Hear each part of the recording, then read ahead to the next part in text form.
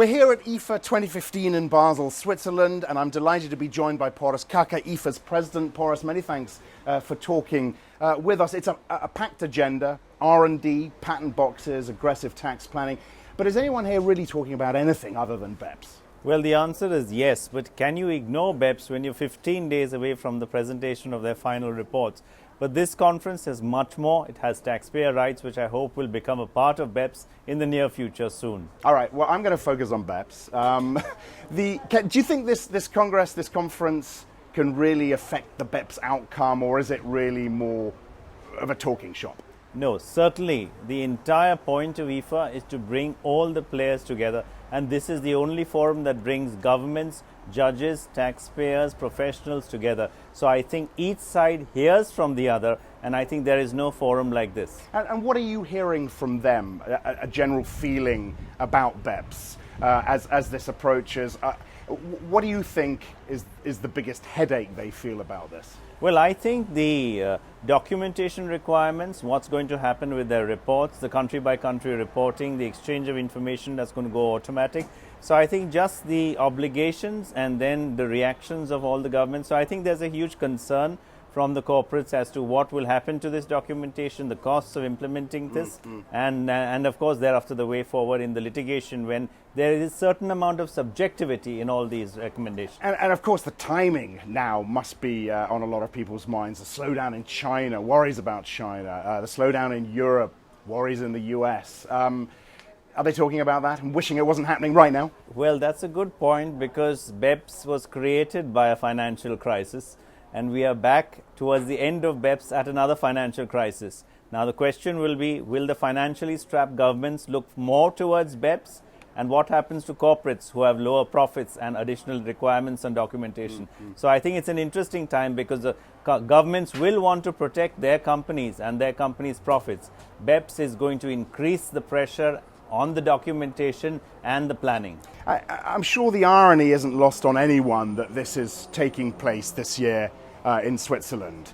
There seems to be a large contingent from Switzerland. Are we seeing a new Switzerland as they address this issue? Well, I'm not the right person to comment on a new Switzerland, but I certainly think the pressure on any jurisdiction that is not coming forward with exchange of information is going to be maintained, and that's going to happen irrespective of BEPS, because secrecy is going away. Is it going away quickly enough? I think very rapidly, because if you see the standards, exchange of information is going to come in automatic within a few months, country by country, by January next year. Is the OECD happy by how quickly it's going away? Well, I don't think you could implement it any faster, because of the obligations that you're imposing on people, the standards that you have to set up, even the technical databases which you have to set up, an exchange of information will take their time. And I think you ought not to rush it, because there are huge issues of confidentiality which are critical in this process for taxpayers. What, as this conference ends in a couple of days, what would be success for you here in relation to BEPS? I asked you about moving the agenda forward, about affecting the BEPS outcome.